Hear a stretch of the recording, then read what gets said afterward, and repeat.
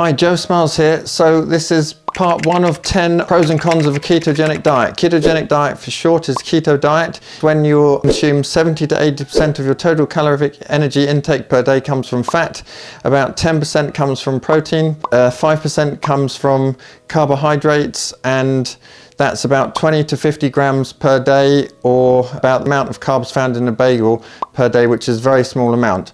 When you deplete your monosaccharide, your glucose storage in your liver and your muscles, free fatty acids go to the liver, which then get converted into ketone bodies. This is part 2 of 10 of the pros and cons of ketogenic diet. So the liver takes the ketone bodies and converts them into beta oxidation and converts them into acetyl-CoA. This process is called ketogenesis. There's 3 types of ketone bodies: acetoacetate, beta hydroxybutyrate, and acetone. When the ketone bodies enter the brain, the muscles and the heart, get converted to acetyl-CoA, and they go through the Krebs cycle and go into the mitochondria, which then converts them into an energy source, the overall energy currency, called adenosine triphosphate, or ATP. Okay, part 3 of 10 of the pros and cons of ketogenic diet. Let's look at 2 studies. So study 1, in 2017, elite race walkers found a low-carb diet. It was impaired with their exercise economy, performance, and increased oxygen demand. So they had to use more oxygen for the demand of the race that they were doing. In study 2 in 2019, it was on runners, and it showed that a low-carb diet impaired exercise that was more than 70% of their VO2 max, but exercising under 60% of their VO2 max was okay on performance. However, a keto adaptation still impairs endurance, so don't go thinking that endurance will increase over time, because you really can't adapt to a ketogenic diet over time.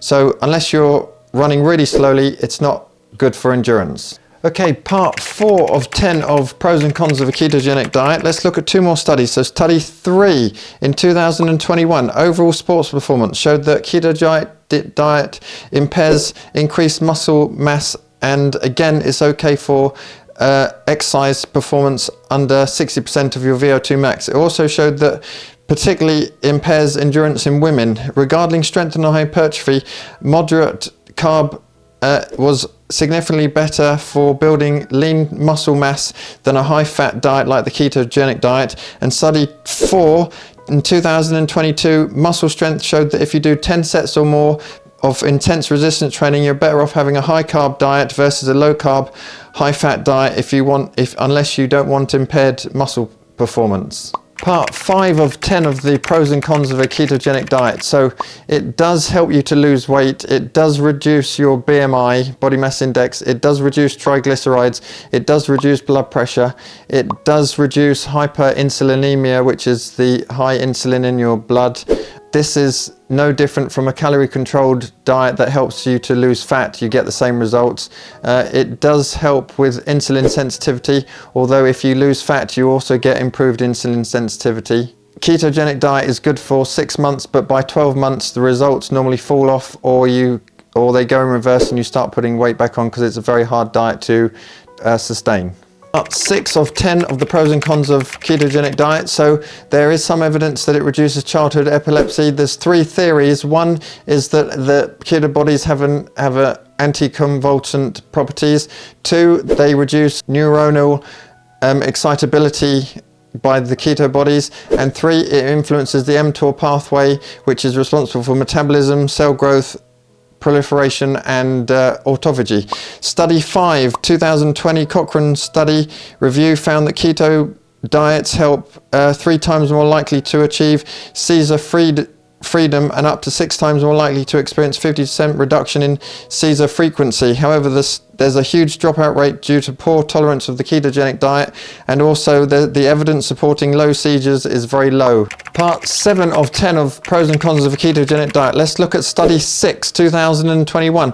Showed a metabolic ward study which lasted 6 months. By the time they were eating 30 to 50 grams of carbs per day, it became unsustainable and there was a high dropout rate. And the weight loss was no better on a calorie-controlled diet of 55% of energy from carbs. A ketogenic diet, they lost more water and more muscle mass on 5% carbs and 80% fat than dieters on 55% carbs and 35% fat. And study 7 2022 body composition showed they lost more fat-free mass, so muscle mass, even in resistance trained individuals. However, on a plant-based high carb diet, they preserved more muscle mass and had high satiety rates than participants on the ketogenic diet, even when they could both eat as much as they wanted. Okay, part 8 of 10 of the pros and cons of a ketogenic diet. Study 8, 2023 explains that the keto diet can decrease testosterone levels even after following a keto diet for less than 3 weeks. The study also showed that a decrease in testosterone levels can cause a 44% higher risk of mortality, as well as a 38% increase in cardiovascular and respiratory diseases. Therefore, you need to be vigilant about the potential endocrine hormonal changes caused by low carb or very low carb diets. Part 9 of 10 of the pros and cons of a ketogenic diet. So in type 1 diabetes, which often is with young people, it can cause malnutrition, failure to thrive, loss of bone density, and also loss of periods.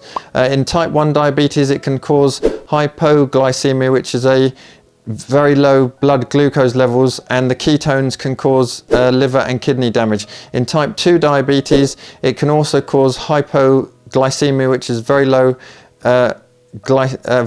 blood sugar levels, and that can lead to dangerous consequences such as going into a coma if it's not monitored properly with type 2 diabetic medication. And part 10 of 10 of the pros and cons of a keto diet.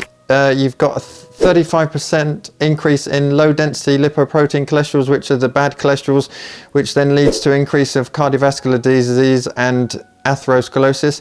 You've got an increase of 44% of getting cardiovascular disease from the high density lipoprotein, low lipoprotein cholesterol particles, and a 63% increase of cardiovascular disease from the small particles of the low density lipoprotein cholesterol.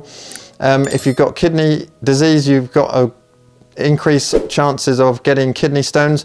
And if you're a mum having a baby and you do a ketogenic diet, you've got an increase of getting gestational diabetes, birth defects, spina bifida, and a 90% increase in neural tube deficits in the baby.